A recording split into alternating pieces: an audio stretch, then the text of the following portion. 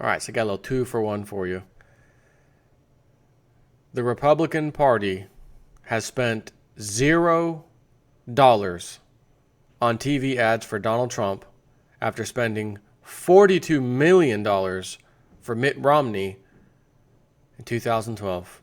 If that does not tell you that, as I've always said from day one, there is no such thing as the left, the right, the Democrats, the Republican. There is no such thing. You got the Speaker of the House, Rat Ryan. What did I tell you about that guy when he replaced John Boehner? Go look at my videos. They're still there. They're still on YouTube. You know what they say? I think I even titled it, one of them, this. Meet the new boss. Same as the old boss. And the other thing, we have the media obsessing over Donald Trump might have done this. Donald Trump might have said this. Oh, wait, we're going to take that story down. She's lying, While U.S. debt soars now to $19.7 trillion. And on top of that, I'm reading tonight, Sunday night, about 8 o'clock in the evening it's 9 o'clock now, but when I was reading this, it was 8. WikiLeaks has sent out a few, will look like hash codes, that say something like pre-something John Kerry, next one Ecuador, next one something else. I'm not sure why he's doing that, other than I have a feeling the club is putting massive pressure on Ecuador, because I believe he's at the Ecuadorian embassy in London, if I recall. So Ecuador is essentially the one who's keeping him safe there at their embassy. I have a feeling he's realizing they can't afford any more releases. We've had enough. Now Podesta's implicated. Holy crap. The stuff he's saying, oh my God. There's even talk about him talking about Justice Scalia right before Justice Scalia died. Very fishy conversation he had via email, as if he knew something was about to happen. In other words, he was going to get taken out, Scalia. And I have a feeling they're realizing, guys, we cannot let any more of this out. We've got to do something. We've got to make Ecuador a deal they cannot refuse so that they will let us extradite him. And I think he's getting wind of it. He is in Assange with WikiLeaks and is saying, not so fast. Here's some little hash codes for you. You know what to do with them. We've got stuff that we're willing not to release, but there's stuff we are going to release. But the really, really bad stuff we'll hang on to. And these 3 things, those are things we didn't plan on releasing. John Kerry, here's one for you, etc. That's my opinion. And not only that, again, we have the polls. Today, again, Sunday, let me see where I sent this.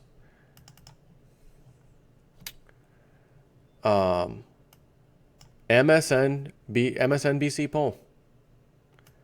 420,000 votes now cast. Not this bullshit you see on TV, mainstream. We polled today. 1,000 people were polled today. I'm sorry. What percentage of which groups were polled? 45% were Democrats and 32% were Republicans. And so that's how you got the lead. How about 420,000 people polled? MSNBC, this was put up about 2 days ago. What do you think? Dan Berger is the one that did this. Do you plan on voting for Hillary Clinton for president in 2016? 420,000 votes. I, of course, answered it myself. Absolutely not. I'm not voting for her. Thank you for voting. 86%. I am not voting for Hillary Clinton. 86%.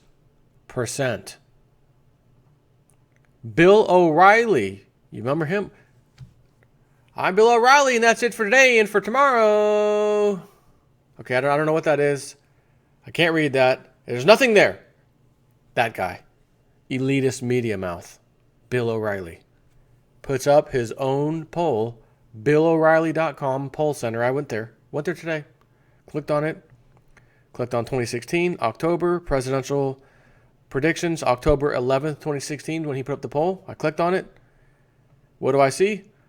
Presidential predictions, October 11th, 2016. If the presidential election were held this week, who would win? Hillary Clinton, 16, that's 16%. Donald Trump, 84%. And then there's a subsection, results by state, which I didn't click on. Not that it matters. I don't need to know that. And by the way, this poll had approximately 30,000 people on it before they closed it down. 30,000 people voted. 84% say Trump, 16% say Clinton. MSNBC poll a few days later. That's a pretty damn close answer. I think it's accurate. 86%. And that's with 420,000, not 30,000. And certainly not 1,000 people voted today. Nonsense. So he says, starting with Sovereign, this thing, Simon Black, sovereignman.com. One of the things that caught my attention this morning, and this was from the 13th of October, by the way, this morning was that the U.S. government's debt level has soared to just a hair under $19.7 trillion. To give it some context, that's up over $170 billion in just 8 days. It's almost as if Barack Obama is intentionally and desperately trying to breach the $20 trillion mark before he leaves office in January. Of course, this hasn't been reported anywhere because the media is too busy pretending to be shocked that Donald Trump is a womanizer. And yet, the debt is a much, much bigger story, though admittedly one that is far less entertaining. The election is merely a fight over who gets to be the band conductor while the Titanic sinks. And the debt is precisely the reason for this. Total U.S. debt has skyrocketed over the last 8 years by $9 trillion, from $10.6 trillion to $19.7 trillion. Keeping in mind, it was only $10.6 trillion because that's while Bush was walking out of the office and Obama was stepping in. They jacked it up $1 trillion. So if you really want to do from year to year numbers, 8 years ago, it was actually 9.7 or thereabouts, 9.6, 9.7 trillion, and is now more than double what it was at 19.7 trillion.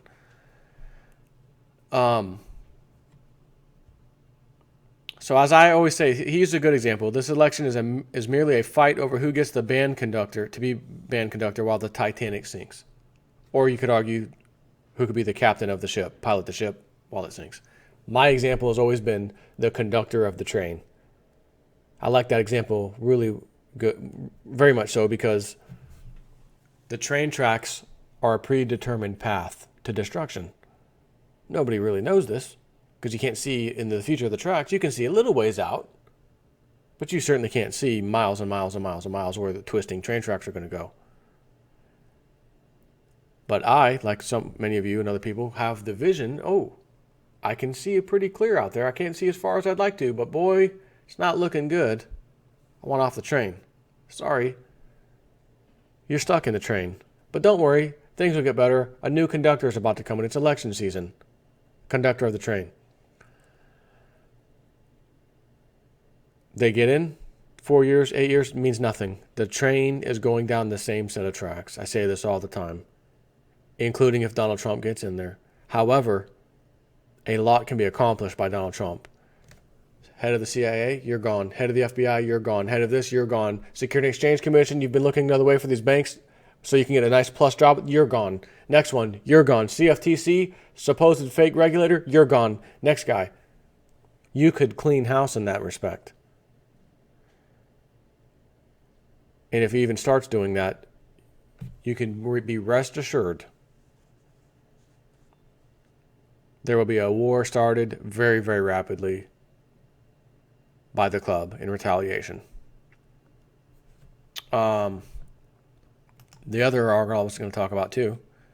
The Republican Party has spent $0 on TV ads for Donald Trump after spending $42 million for Romney in 2012. As I said in the beginning, this means there is absolutely, positively no such thing as the Democratic Party and the Republican Party and any of that nonsense. Are you telling me that the Republican, the GOP, in all of their little outfits, and whether RNC or this group or that Republican Party, I see the attack ads from Hillary paid for by the such and such Democratic whatever organization or party. I'm Hillary Clinton and I approve this message. I have not seen anything for Trump that says it was from any Republican Party or affiliation of any kind. So this article is actually from investmentwatchblog.com. With so much stacked against him, can Donald Trump pull off a miracle and actually win this election? Right at this moment, things are looking quite grim for the Trump campaign. Following the release of the lewd audio tape, 6 women have come forward and have accused him of doing the exact sorts of things he admitted to on the tape, and the mainstream media is going after him with all they've got. Of course, the Clintons have done far worse things than Trump has, and that is the case that Trump must make to the American people in the last 25 days of this election. But it certainly isn't helping that Trump is receiving very little help from his own party. Now, let me stop for a minute. I just told you what those polls were. 85, approximately, between the two, whatever, 84, 85%. One was 84, one was 86. We'll round that off, 85% are saying we will vote for Trump. A teeny tiny fraction of those people are saying I'm going to vote for Hillary. So when this article says, things are looking quite grim for the Trump campaign, actually, no, they're not. In all fairness, no, they're not. We had that app, I can't think of the name of the app, the phone app, where you can kind of ask a question online and everyone who wants to answer it can answer it, that kind of thing through the app. And essentially someone asked, are you going to be voting for Donald Trump or something along that line? And the answer was overwhelmingly, I want to say it was 68%, if I recall. I believe it was 68% said, yes, we're voting for Trump. The rest of them said, no, we're not. And that was, I don't know, maybe 3 months ago? 2 to 3 months ago, I'd say. And then all this other crap happened. That was before the whole Hillary episode, getting dragged into the van and all that. And have you seen I've seen it on TV a couple times now. The ad campaign for Donald Trump, about her stamina or whatever. She's coughing on the mic and then they're dragging her into the van. America can't afford to have her, It's fantastic. Because I told my buddy Frank, I said, man, what Trump needs to do is somebody needs to create an attack ad against Hillary that shows them dragging her lifeless-looking body into that van. That one video. It needs to be done. And sure enough, it has been done. I love it. So it says, in fact, earlier today, Politico published an article entitled, RNC TV ad spending for Trump is zero, which documented the fact that the Republican National Committee, has not spent a single penny on television advertising for Trump so far in 2016. If the Republican National Committee had treated past candidates similarly, this wouldn't be an issue. But as Politico has pointed out, that definitely is not the case. In 2004, the committee spent $18.2 million on independent expenditures, or IEs, in campaign parlance, boosting George W. Bush's re-election bid. In 2008, the RNC's IE spending surged to $53.5 million in support of warmonger John McCain's campaign against Barack Obama. And in 2012, the RNC spent $42.4 million on IEs boosting Mitt Romney or opposing President Obama, both, combined, with nearly 80% of the spending occurring before mid-October. By contrast, this cycle, the RNC has spent only $321,000 on independent expenditures attacking Democratic presidential candidate Hillary Clinton. And most importantly, all of that spending occurred last fall, before Trump had even emerged as the leader for the GOP presidential nomination, because they thought, we're going to do everything that we always do. We're going to put our two candidates, the left and the right, the Dem, the Repub, and we're going to let them battle it out. We're going to support our guy. They'll support their guy. May the best man or woman win. Doesn't matter. We're getting our guy either way. And then Trump got in there. That's right. We'll do what we did to Ron Paul. He's not electable. He's not presidential. He's this, he's that. Oh my God, the people don't want to hear it. Oh my God, this is backfiring on us. Oh my God, he's going to win this. We got to start rigging the, what do they call it? Not the Electoral College, the people who are selected to pick, for the Republican Party, and the people who are selected, you have to be, volunteer to be I can't even think of the damn word. And they were delegates. They were throwing, guy was on tape. Hey, we were here to support Trump. They found out that we were delegates for them. You guys aren't needed, no longer needed. Have a nice day. Get out. How disgusting was that? I remember seeing the videos. I remember watching them. That wasn't all that long ago. I mean, it couldn't have been, only earlier this year. So now they're in a sheer panic. An absolute sheer panic. What are they going to do? They have to let Hillary win. How can they do that? Well, can we look at what history shows when they have a candidate who wins and they don't want him? President Ronald Reagan wanted a different VP and was forced, pretty much against his will, was forced to take Papa Bush, George Bush Sr., as the VP, and almost got killed by the crazy, whatever her name is, whatever Booth, John Wilson or Wilkerson Booth, who was recently let out of prison last year. I made a comment on that. Or maybe actually it was earlier this year I made the comment on. So they tried to get rid of him. Didn't work. How about John F. Kennedy? They did get rid of him. How about his brother when he was going to run? They got rid of him too. How about, let's go back a little further, Abraham Lincoln won the Civil War because the North and South were both out of money, that is gold and silver coins, and troops don't fight for free, and they were both in big trouble. How are we going to continue fighting both sides if we can't pay our troops? This is not going to end well. He has a brilliant idea.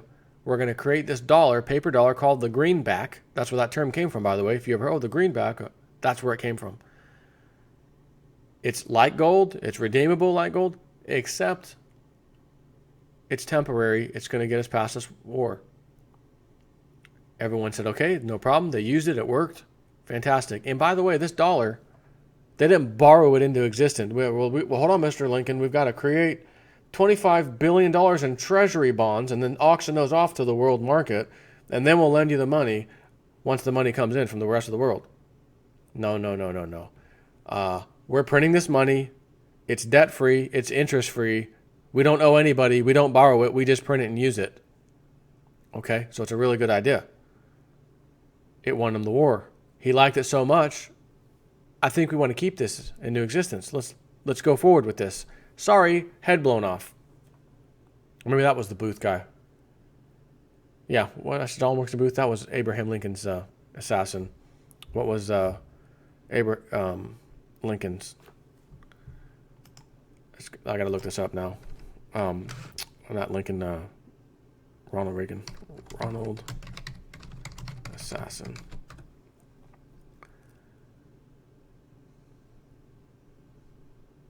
John Hinckley Jr., sorry. And you may want to look into this. You could go probably to YouTube or just Google John Hinckley Jr. and the Bush family. You know, Papa Bush, the vice president? They were supposed to be meeting with that family the following weekend when Reagan was almost assassinated by one of that guy's, their friends' sons. Mental problems, didn't like the president. Absolute nonsense. So there's some examples of what happens to presidents that they don't want in power at all. So would it be a safe assumption to think they're going to try the same thing on Mr. Donald Trump? And then they'll have Mr. Mike Pence as the VP. And it's interesting because Mike Pence's stance on the Middle East is actually different than Donald Trump's, and makes you wonder, is he going to be the go guy? Hey, your man lost his life today, you're in charge. And then all of a sudden, everything Trump was just about ready to do. Nope. We're going back on that. We're going to keep things the way they were. I'm not removing anybody from positions of power. We'll be okay, right? Who knows? Again, history says that Donald Trump winning and fixing thing is not supposed to happen. That is not part of the cycle. Someone does eventually come and fix things, according to history. They revolt. This guy's the new leader. We follow him. We don't care about the way it was before. The guy cleans house. And usually is a single ruler or a king. I've mentioned this before. But everybody's okay with it because everyone realizes this guy's for the people. We don't care. Matter of fact, this is better than having this so-called democracy where all these paid-off scumbags vote for things that don't do anything good for us and make our lives worse while spending money like drunken sailors and then giving us the tax bill. I think I'd rather have a single leader who is for the people. And then he has kids. When he dies, the kids take over. They understood what happened because they were alive when it happened. We're going to follow what our dad did. Good for you guys. Happy for you. They have kids. Their kids start to take over. Those kids had no idea what happened previously. They don't know war, who, what happened. Okay, yeah, we heard the history books. Our father, grandfather, great, whatever. And then they become easily manipulated and things change in the country and people want some change and you guys have all the power and we don't like that. And okay, let's create a Senate. And the Senate and I will get together and pass laws and change laws. And then the cycle starts again. And this isn't like quick. This takes many like decades and centuries actually to fully go through the cycles of government. Let's not forget the average lifespan of paper money that is backed by nothing, like our whole world is right now, including our country. Average lifespan, 39 years. The current cycle we're in, we got off the gold standard in 71, 81, 91, 2001, 2011, 40 years, 2016, 5 more years, 45 years. And again, that's just an average, 39. Sometimes it's a little longer, sometimes it's a little shorter, before the country implodes. Happens every time in history. The club really needs their guy to be in charge right now. Because that 45 years is like a ticking time bomb. They're ready to let the whole system go so that they can start anew. They understand the cycle. They help create the damn cycle. It's what keeps them in power. But they also know at the end of the cycle, we got to go back to a backed currency. Some asset has to back the currency. And since there's at least 5,000 years of history that says gold and silver back the currency, that's what we're going to be doing. But they're not going to tell you that yet. You're going to look online. They nailed silver down today. Oh, gold's back down again. Keep stacking. Don't let that bother you one bit. Anyways, end of this video. Take care.